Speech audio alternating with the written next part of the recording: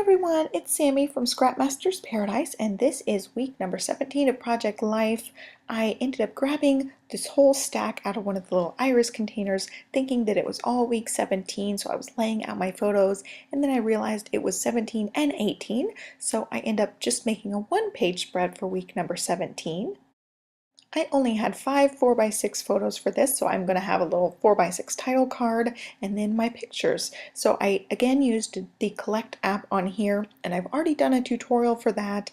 I will link that down below if it's already live. I'm not exactly sure the order of how I'm going to be posting these videos, but it should be up on this channel very soon if it's not already. So I'm going to find a card to fill in that title card spot. I end up liking this heart 4x6, and I think it is an L Studio journaling card. And now I'm going to start decorating, and I'm using the July Freckled Fawn kit to start with, and I had punched everything out of the chipboard sheet except this little high, and I decided to use it on the picture of Olivia drinking strawberry lemonade.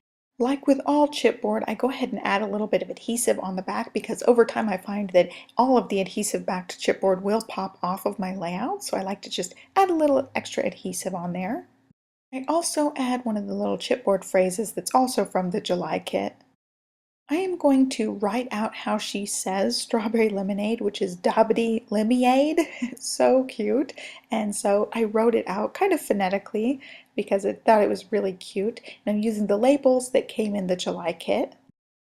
Next, I just used some of the vellum alphas to spell out house updates for the house collage picture. So the house has been demolished at this point, and we're now to attorney time. Attorneys are working out what we're going to do about this whole situation.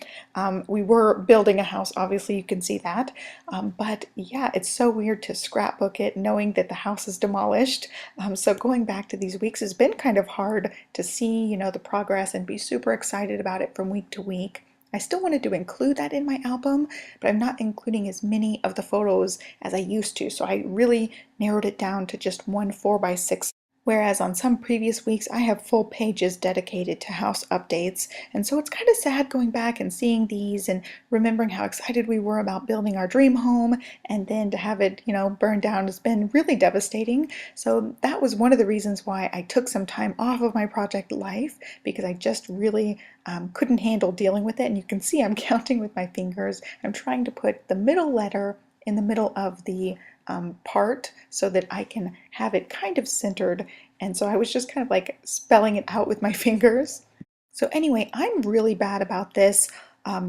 This need to stay caught up. I really get stuck on that, and I know it's really hard for us to be like, oh, I'm weeks and weeks behind, but you can totally catch up at a later point. If you need a break, just take a break and just give yourself a little bit of grace. And it was hard for me to do that, but I definitely needed the time with all the house things that happened. I needed to take that break so that I could emotionally deal with it. And so I decided what I wanted to do was still add in some of the house update photos, because it was a big part of our life for this last year, is building this house that we don't end up getting to move into. But I still want to include that in our project life because it's something that did happen, and it was a big deal for us this last year. I think as the house stuff was happening, if I had gone back and started trying to catch up, I would have left these house photos out, and I think later on I probably would have regretted that. So I'm glad that I took the time to figure out what I really wanted in the albums. And I mean, obviously I was behind before the house even burned down. I just wasn't feeling like it before then, so I did just take a break, and like I said before, that's totally okay. On the title card, I just spell out this week, and I'm going to put the dates next to this. I just added the dates to a little label shape from the July Freckled Fawn kit. So I had noticed that I put a couple of these on crooked, but they weren't really coming off of my sheet, so I ended up being able to move one of them and then deciding not to mess with them after that. Next, I start looking through the loose supplies from the July kit, and I end up adding a glitter heart and one of the rubber sentiments down at the bottom. I also add this cute little chipboard cloud shape that says like, and also a cute little chipboard heart.